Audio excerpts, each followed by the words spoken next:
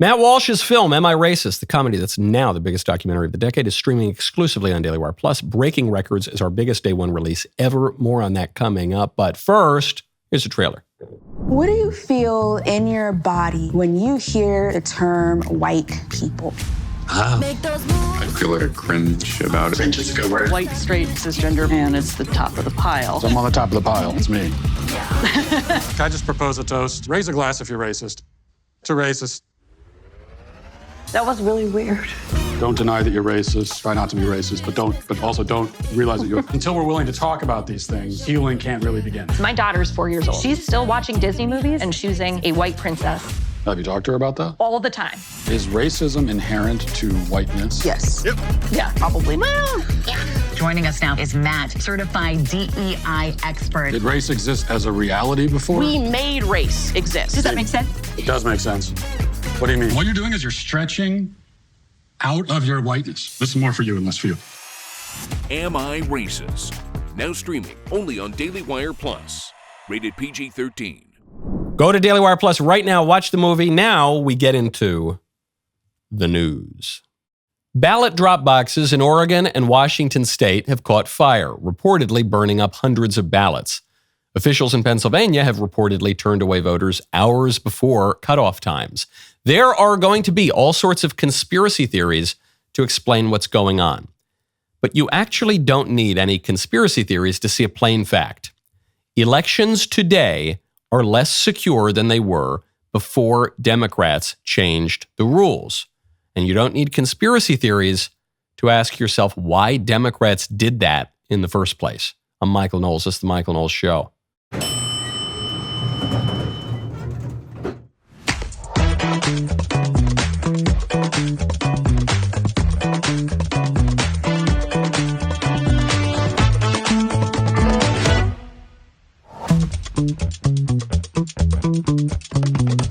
Welcome back to the show.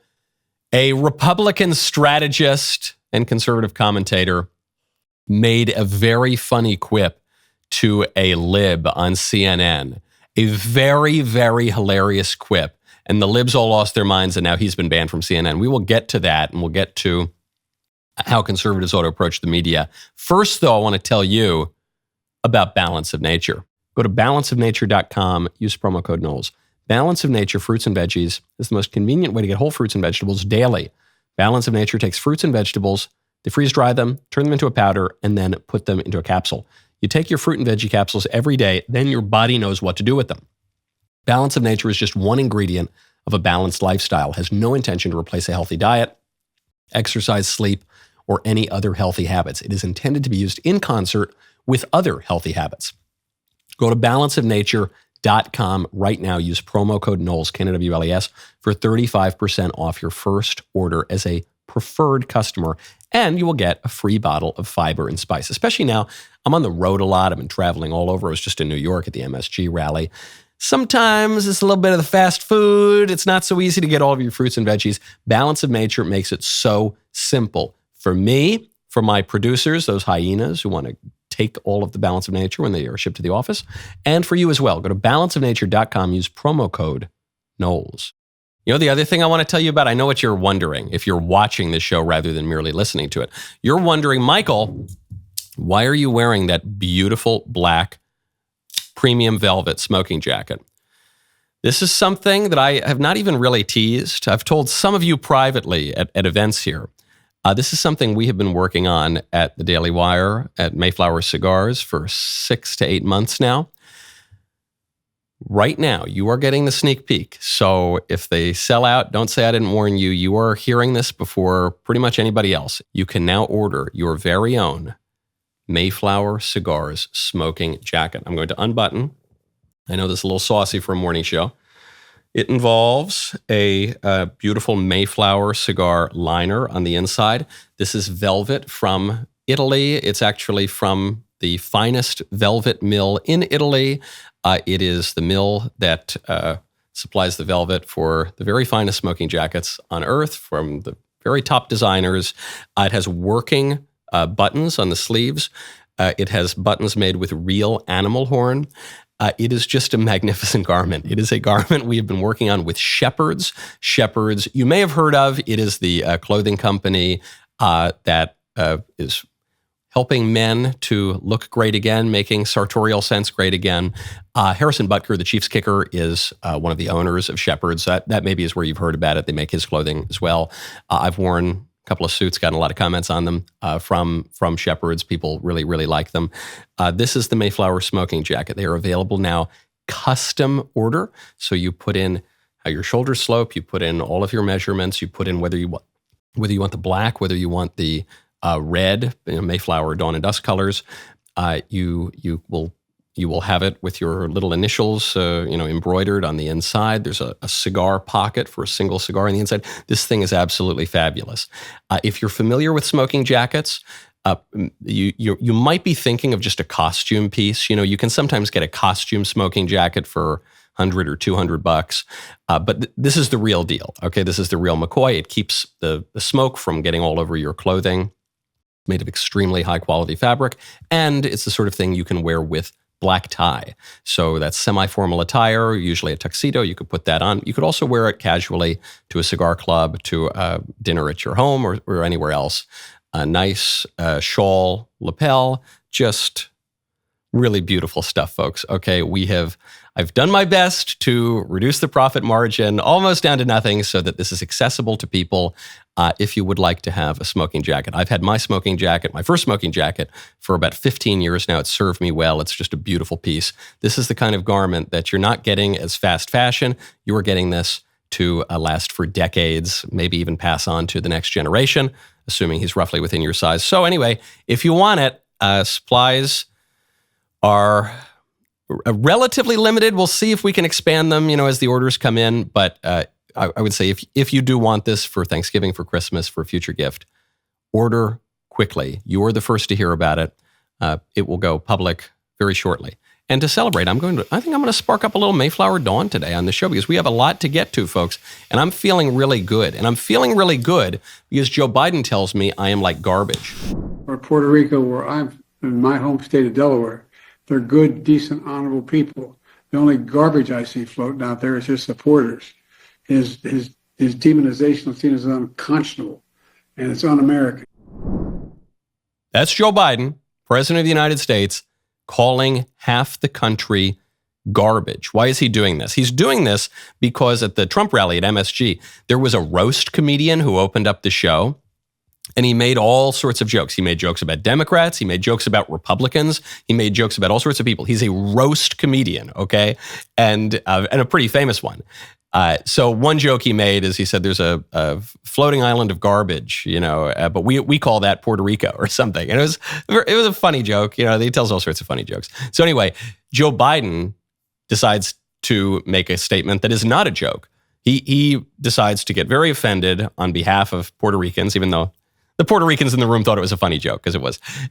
Joe Biden decides to say, the only garbage I see is Trump supporters. Half the country, garbage. Barack Obama called half the country bitter clingers, clinging to their guns and religion. Hillary Clinton called half the country deplorable. Now, Joe Biden, a week before the election, calls half the country garbage. This could end the campaign for the Democrats. So the Democrats fly into cover-up mode. You're not going to believe how Politico covered this. Politico said, Biden in a Zoom call with the organization Voto Latino said, quote, the only garbage was the, quote, hatred of Trump supporters who said such things about American citizens. Is that what Biden said? Hold on. Biden said the only garbage was the hatred of Trump supporters who said such things about American citizens. Hold on. Can we go back to the tape? What did Biden say? Or Puerto Rico, where I'm in my home state of Delaware. They're good, decent, honorable people. The only garbage I see floating out there is his supporters. His demonization is seen as unconscionable. The only garbage I see out there is his supporters. The demonization of people is unconscionable. 2 sentences. It's not even as though he said something and then he caught himself and he redacted what he said. He said, the only garbage I see is his supporters. That is half the country. Conservatives, independents, some Democrats for Trump, white people, black people, Puerto Rican people, men, women, everybody. His supporters. Politico just lies about this. This reporter, Jonathan Lemire, this is just a complete lie. It's not even they stretched the truth a little bit or they covered certain things up. This guy just lied. Politico just lied trying to cover up for Biden. Why? Because they know this is absolutely devastating. This is a deplorable comment times 1,000. 1 week before the election, which raises a question. Why did Biden say it? Did he say it because he believes it? Yeah, maybe. But is there something more to it? Some people are wondering, did Biden make this comment because he hates Kamala and wants her to lose? And I don't know. He's not totally in control of his faculties. He says things that he doesn't think about. That's been true for all of Biden's career. But I guess the question is, who does Joe Biden hate more? You, conservatives, Trump supporters, or Kamala Harris? And if you ask me, I think it's the latter. I think Joe Biden could get along better with Trump supporters than he could with Kamala Harris. Some evidence of this, when Trump was at that fire station campaigning in Pennsylvania, what did he do? He put a Trump hat on and smiled for the cameras. And he played it off as a little joke. But Joe Biden is a really good politician. He was never the brightest bulb in the pack. He was never going to solve nuclear fusion, but he's a really good politician. That is going to be the last part of Joe Biden's brain to go, his political sense. He knew exactly what he was doing. When Biden came out there, Kamala and Ron DeSantis were in a fight over handling the hurricane.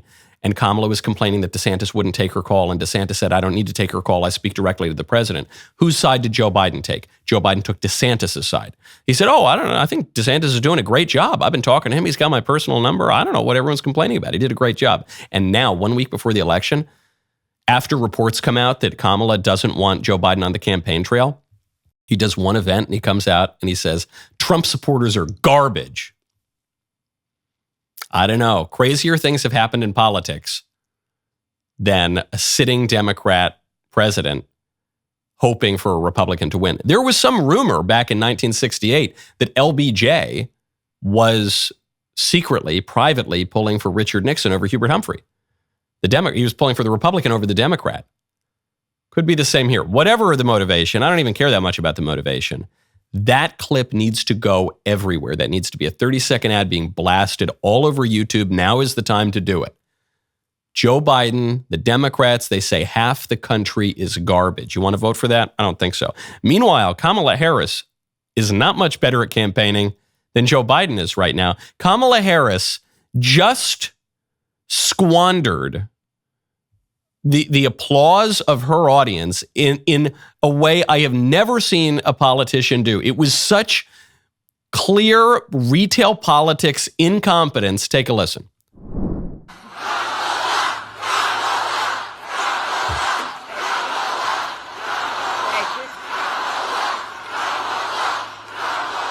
Okay, now I want each of you to shout your own name. Do that. Because it's about all of us. All of us. And listen, I have fought my whole career to put the people first. So she's got the crowd going, Kamala, Kamala. Okay, now everyone recite the alphabet backwards. Z, huh? What? One time I was working on a campaign for a wonderful woman. And there was a press conference that we were having. This was for like a local race in New York. There was a press conference we were having, and this candidate, she said, hey, do we want more Obamacare? No. Do we want more government regulations? No. Do we want more freedom? No. Yeah, yes, yeah. Do we want more? No, yes. And she was kind of confusing the crowd. One of the rules for when you get the crowd chanting, keep it simple. Everyone needs to know what you're chanting. Great, now everyone say your own name. Great, now everyone solve for the equation 3x to the fourth equals 4y over n. Solve for n. Because it's about all of us. It's about all of us. You know, when I want to support myself, I don't hold a bunch of rallies with people cheering necessarily. If I want to support myself, You know what I do? I just have a good night's sleep on Helix mattress. Go to helixsleep.com/Knowles. Folks, there is nothing quite like a good night's sleep. That is where Helix Sleep comes in. Folks, it has been a revelation. I've had my Helix mattress for, I think, something like 4 years now. It is a complete game changer. A really, really high quality mattress. Helix is not just another mattress company jumping on the bandwagon. They recognize we're all unique. That's why they offer over 20 different mattress models, each designed for specific sleep positions and preferences. Sometimes people ask, Michael, what bed do you sleep in? Michael, I want to sleep in your bed. You can't sleep in my bed. I'm a married man. Get out of my bed. Get your own bed.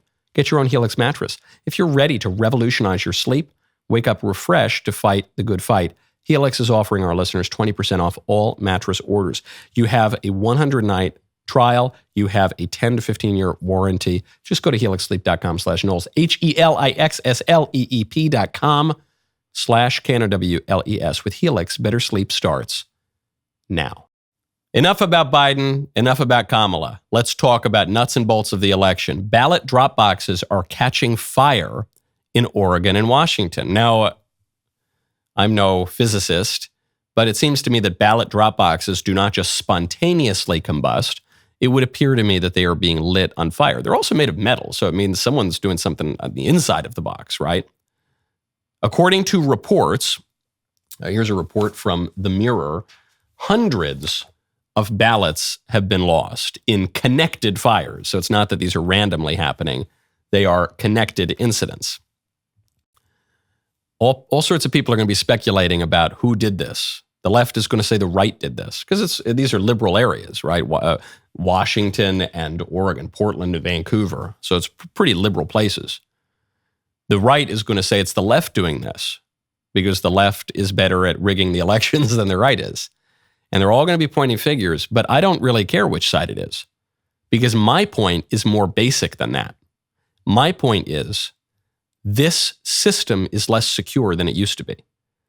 The voting system today is less secure than it was before the Democrats changed the rules, in this case by placing ballot drop boxes all over the place and telling people to drop off their votes. Of course, unsupervised ballot drop boxes left out for weeks are going to be less secure than polling places with lots of supervision on one day that we used to call Election Day.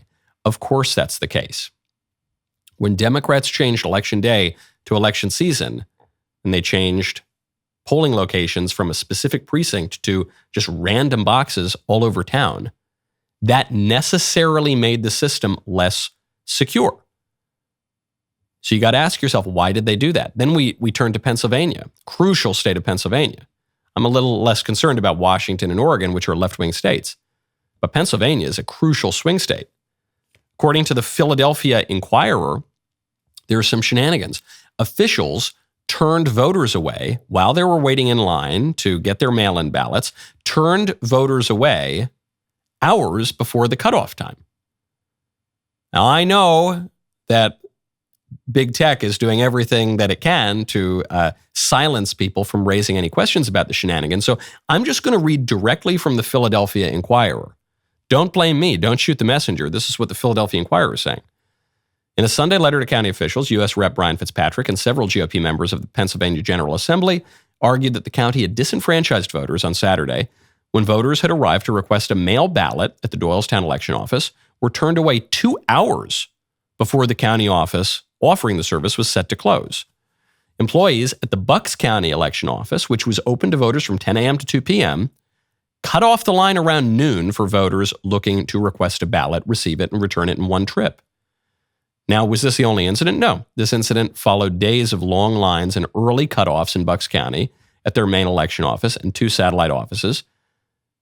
The Philadelphia Inquirer says it also underscores the limitations of Pennsylvania's on-demand mail ballot process. So how is the system even supposed to work here? Do they have early voting? Not exactly. They were waiting in line to get mail-in ballots, but then to immediately return those ballots, which they're allowed to do. As the Inquirer concludes, counties allow voters to visit an election office, request a mail-in ballot, and fill it and return it same day. In Bucks County, it takes 12 minutes per voter. Those voters work with election board employees who are also responsible for processing mail ballot applications and voter registrations. So then my question is this: How is this system better than the system we used to have? The system we used to have where you would just show up on election day and vote. And if you were in line, you got to cast your vote. And there were no cutoffs, and there were no officials pulling people out of line 2 hours before the cutoff, and there were no confusing and changing regulations over a mail-in or a mail-in with a same-day return or a mail-in, but you can't return it the same day. Or how is this system better? I'll tell you what the left would say. The left would say this system is better because it means that you do not have to inconvenience yourself on election day. The left will say this system is better because voters who are much less engaged in politics are more likely to vote because they have a greater window to vote. Let's say they don't care enough about voting to actually take the time on election day or to wait in a line, but maybe a week or two prior, if someone cajoles them, maybe they'll show up and vote. And it is more likely that that person, that disengaged person who by his own behavior displays less knowledge of and interest in politics, that guy's more likely to vote. And the other thing that distinguishes this new system of voting from the old system is there's a greater opportunity to cheat. Because you can tell the voters who are waiting in line, yeah, sorry, no, never mind. We got a new cutoff time now. It's 2 hours early. Come back tomorrow. It's okay. Or you got your ballot. Okay, but you can't mail it in right now. You got to go do it tomorrow. Or you got to go stand on one leg and hop up and down while doing the chicken dance. Sorry, yeah, those are the new rules. Yeah, maybe tomorrow we're going to have new rules on top of that. That's it. Lower information voters are more likely to vote, and there's a greater opportunity to cheat. Those are the only two differences. Those are the improvements in the mind of Democrats. But I don't think it's good for voters who don't care about voting, who are not engaged, who don't know anything. I don't think it's good that it is much easier for them to vote. I want voters to have to care a little bit. I want voters to have to do just basic things like show up on election day, have an ID, have registered to vote. I want them to have had to demonstrate at all that they have any interest in politics. Because if they don't, their vote is less than worthless. It's actually counterproductive. It's not as though voting is just some magical act. It's not as though voting is intrinsically holy, that it's some kind of sacrament. Voting is an instrument to get good government. We hope. It can also be an instrument to get bad government. We vote because in America, we believe that if people vote, they're more likely to get a good government. But that requires good people to have good information and good judgment to be casting those votes. If all of a sudden Democrats are encouraging people who do not have good judgment, who do not possess good knowledge, who do not really care at all about the country, if Democrats encourage them to vote, you're not going to get good government. You're not going to get better government. You're going to get worse government. And on top of that, you're going to have greater opportunity to cheat. Got to ask yourself, if the system is in every way worse today than it was 4 years ago before Democrats changed all the rules, why did Democrats change the rules? Now I want to tell you about Birch Gold. Text Knowles to 989898. We've got a big election coming up. There's a lot at stake. No matter who wins the White House, the fuse on the economy has already been lit. 4 years of a conservative presidency will not be enough to turn the tide on our $35 trillion national debt. You don't have much control over the election's outcome, but you can protect your savings by diversifying now into gold from my friends at Birch Gold. That's right. For millennia, gold has stood firm in the face of greedy governments, economic upheavals, and global strife. It can protect you now. Birch Gold will help you convert an IRA or 401k into an IRA in physical gold, and it doesn't cost you a penny out of pocket. Think about this. In the past 4 years, the buying power of the US dollar has declined. The price of gold has increased 40%. Coincidence? I'll tell you, I've got a decent amount of gold in my portfolio, and these days I'm very happy that I do. It's great. Text Knowles, KNWLES, to 989898. Get your free info kit on gold, then diversify. As the exclusive gold partner of the Daily Wire for the past 8 years, you can trust Birch Gold, as I do, to protect your savings. Text Knowles, KNWLES, to 989898 today. Both those things are really helpful to Kamala. Low information voters coming out and a greater opportunity to cheat. They're helpful to Kamala because Kamala is not persuading voters who require better information. Kamala is not persuading voters who are more engaged in the political process. Because not only can Kamala not name any achievements of hers in recent years, she can't even name her own policy goals. If you could accomplish only one major policy goal that required congressional action, what would it be and why? Well, there's not just one. I have to be honest with you, Carol. There's a lot of work that needs to happen, but I think that maybe part of this point that how I think about it is we've got to get past this era of politics and partisan politics, slowing down what we need to do in terms of progress in our country. And that means working across the aisle. I've done that before. We did it around whether it be what we were able to accomplish with the bipartisan infrastructure deal or some of the work that we have done in terms of dealing with gun safety. But we've got to work across the aisle. And it is my commitment to work with Democrats, with Republicans, with independents to deal with a number of issues. How hard is it to say bring down inflation? Is that so hard? Bring down inflation. That's 3 words. Is that so hard to say? Mind you, this woman is not asking, what is your greatest achievement? She's not even asking, what have you done? Can you name a single achievement? That would be difficult for Kamala because she hasn't achieved anything. And the 2 tasks that she was given by the president to deal with the border crisis and to connect rural Americans to high-speed internet, she failed at both. Completely failed at both. She didn't connect one rural American to high-speed internet, and obviously the border's a disaster. So all she's being asked is, hey, of all your policy goals, just give me one example, just one thing that you even want to do. And Kamala says, humana. I don't, can I call a friend? Line. Then when she tries to land on an answer, her answer is not a policy goal. It's a procedural goal. She says, I want to work with Democrats and Republicans. I want to work with everybody and bring people together. That's basically the only wrong answer she could have had. Because the policy goal is not about the procedure. It's not about the medium. It's about the end. It's about the result. Bring down inflation. That would have been the smartest answer. Stop the invasion on our southern border. That would have been a good answer, but it would have hurt her with her base. So I see why she... resolve the conflict in the Middle East. That would have been a good answer. Resolve the war in Ukraine. That would have been a good answer too. Improve education. I don't know. Improve healthcare. Do anything. This woman is so unfit for office, she doesn't even know what it is that she wants to do, let alone has she demonstrated any ability actually to do those things. She won't be able to do those things. We don't know what she wants to do. We don't know what she wants to do.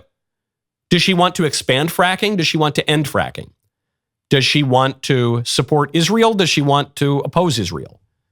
Does she want to seal up the border? Does she want to open the border? Does she want to lock up criminals? Does she want to let criminals out of prison? I don't know the answer to those questions. I have suspicions because she's a leftist, but I don't know. She's held every side of every issue. And then when asked what she wants to do, she can't give an answer. Maybe that's why she can't give an answer, because she's held every side of every single issue. So she knows anything she says is going to contradict something else that she said. Not a good sign. Not a good sign at all. One thing to draw blank on your achievements, a whole other to draw blank on your goals. Tim Walz not doing much better than that. Tim Walz has decided he's going to try to get the young male vote, which has really dipped for the Kamala Walz ticket. He's going to try to do that by posing in a Kamala film studio campaign office in front of a computer screen, holding a video game controller, sitting in front of a Mountain Dew. But you don't even know it's a Mountain Dew because they've twisted the bottle, so all you see is the nutrition information because they didn't want to get hit for trademark infringement. So it's the most generic, contrived photograph I've seen in a long time in politics. And the cherry on top of this cringe Sunday is that the game controller is not even on. If you zoom in on it, there's no light. It's not on. It's off. He's staring at presumably a blank computer screen with a Mountain Dew in front of him in a campaign office with a camera in front of him, as if to say, how do you do, fellow gamers? I, like you, thirst for the green soda. Please give me your vote. This is on the levels of cringe that we saw from Hillary in 2016 when she said, hey, you guys ever hear of Pokemon Go? Well, how about you, Pokemon, go to the polls? and Tim Walz, she says, hey, Tim, nobody's ever going to out-cringe my campaign. And Tim Walz says, hold my Mountain Dew. Hold my generic green soda. I don't think it's going to work. This is inauthentic. At times, inauthenticity doesn't matter. At times when people trust the political system broadly, you can get away with being a little inauthentic. I'm going to commit a political heresy here. And I'm going to observe. I love Ronald Reagan. I don't in any way want to besmirch the legacy of St. Ronald. But Reagan seemed a little scripted at times. You know, he was a movie actor, and he would read his lines perfectly, but they didn't always seem, well, off the cuff. Trump, just goes off on 1,000 tangents, and sometimes you wince when he says things because you say, oh, he shouldn't have said that, but at least he's going off the cuff. Ronald did not. He said his lines like movie actors of a previous age. Trump's a reality TV star. Ronald Reagan was a movie star from the golden age of Hollywood. So he seemed a little inauthentic at times, or at least a little scripted, but it didn't matter because people broadly trusted the system and because he was sincere. He was a sincere person and the system was basically functioning. So if things were a little scripted and formal, that was okay. Today, though, people don't trust the system. The system has lied to them a lot. Lied to them about COVID. It lied to them. It used COVID as the excuse to change all the voting rules, to make the elections much less secure. It lies to them all the time. It lied to them to keep their kids out of school and to keep them away from their dying parents and to stop them from going to Christmas and funerals and getting married. And it just has lied to them. Lied to them about the necessity and efficacy of those vaccines and the safety of those vaccines. And it just lies to them all the time. So in that kind of world, inauthenticity really matters. I think it's because of that world that someone like Trump, who maybe you agree with, maybe you disagree with, maybe you agree with him 70% of the time, you disagree with him 30% of the time, but you know where he stands, that's going to be attractive. Now, speaking of Tim Walz, there's a new study out. The new study says that masculinity might shorten lifespans. Headline, does masculinity shorten lifespans? This study suggests manly men are at higher risk of heart problems. I only mention this study to point out that Tim Walz will live forever. If the study is true, you don't have to ever worry about Tim Walz perishing in office or anything like that. He could be elected president. He could serve until the end of the republic. Now, speaking of mortal Democrats, there is this report I referenced earlier that Kamala is keeping Biden off the campaign trail. It's really, really awkward. But it's being reported by Axios, which is a center-left publication, has pretty good access. Harris stiff-arms Biden in final stretch. President Biden wants to campaign for Vice President Harris in the last days before the election. Harris's campaign keeps responding, we'll get back to you. We'll get back to you. So they're slow-walking him. And this is being reported. This was reported a couple days ago. And then what? Just yesterday, Joe Biden comes out with this garbage comment. I don't know. That to me, that is another piece of evidence in the Biden called Republicans garbage intentionally to undermine Harris column. I don't want to attribute great complexity of thought to Biden, who's lost his marbles, but I don't know. This report comes out. Harris campaign's stiffing Biden, slow-walking Biden, wants to keep him off the trail. A day or two later, Biden comes out and brutally undermines the Harris campaign. This is not the first time this has happened. Ooh. That's evidence of a lot of Democrat infighting. I've heard through the grapevine, I won't reveal my sources, but I've heard through the grapevine from people who know that really top Democrats, we're talking former presidential candidates, we're talking former top administration officials, Democrat administration officials, have privately said they expect Trump to win and they expect Harris to win. I was really pleased to hear this. I heard this about one former Democrat presidential candidate. I heard this about one major Democrat donor. and actually also former presidential candidate himself, that they both have privately said that they expect Trump to win, which made me feel really good because I know a lot of Republicans, given all the shenanigans and all the changing to the voting rules, a lot of Republicans are a little bit black-pilled and they're thinking, I just don't know if it's possible, even if all of the country absolutely loves Trump, even if he's dominating the polls. I just don't know if the powers that be, will let him win. But it would seem to me, from the reporting from people who know, from the freak out, from the attempt to cover up these quote-unquote gaffes from people like Joe Biden, the undermining of the Harris campaign by Joe Biden, all of it, the whole kit and caboodle, it would seem to me that the liberal establishment right now thinks Trump is going to win, or at the very least thinks Trump has a good chance of winning. The only way he's actually going to win is if you get out there and vote. I voted yesterday.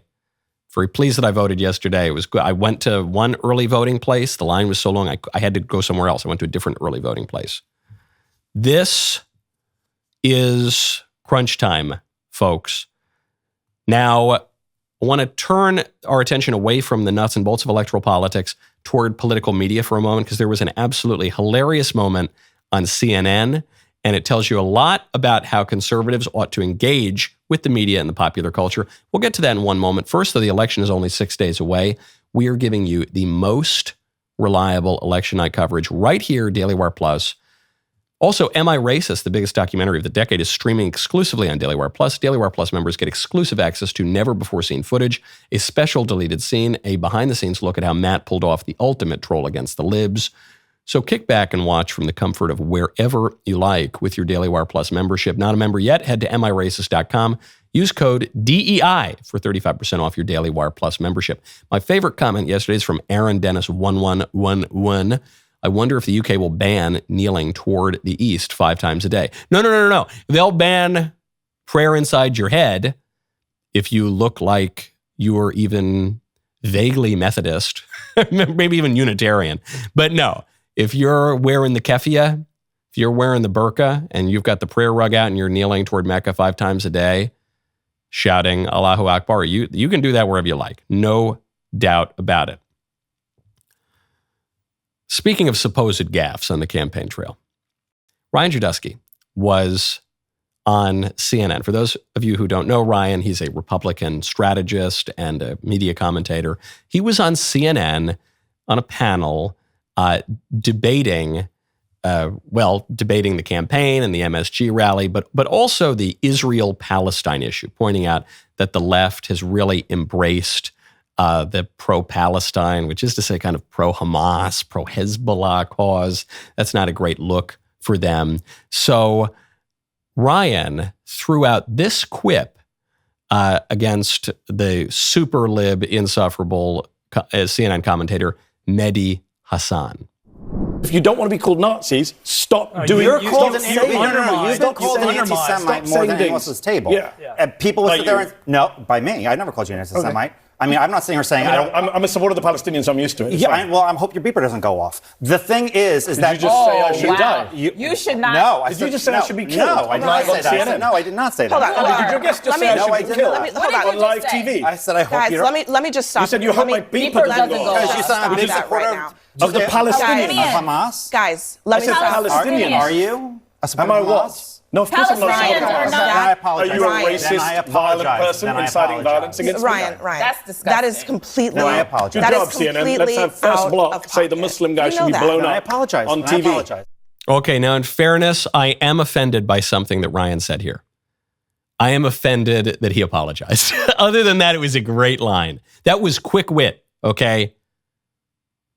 Medhi Hasan calls conservatives Nazis. So he is, by implication, calling Ryan, the conservative on the panel, a Nazi. And Ryan points out this is kind of ironic because the libs have been supporting Hamas, which wants to commit a genocide of the Jews. Kind of rich that the Democrats would call the Republicans Nazis when the Democrats right now seem to have sympathy for a group that shares quite a lot in common with the Nazis. And Medhi Hasan says, yes, I support the Palestinian cause. Yes, I support that. And Ryan, quick wit as can be, goes, well, then I hope your beeper doesn't go off in this interview. What does the beeper refer to? The beeper refers to Israel's military operation against Hezbollah, which targeted specifically the Hezbollah militants and blew off their crotches. That's a funny line. That's a really, really good line for cable news. And then Medhi Hasan clutches his pearls. He's just spent the last portion of the segment calling Ryan a Nazi, but then the minute that Ryan throws a little bit back at him in a much fairer way, all of a sudden, how dare you, sir? And all the other libs on the panel, how dare you? They've crossed the line. They didn't cross the line. That's a funny line.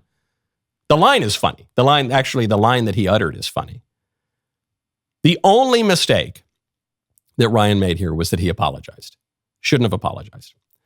Other than that, I think it was great. He demonstrated an extremely quick wit. And if CNN doesn't like that wit, then they don't deserve him. Okay? I say this as someone who has gotten in trouble for saying funny but true things on cable news, incisive comments.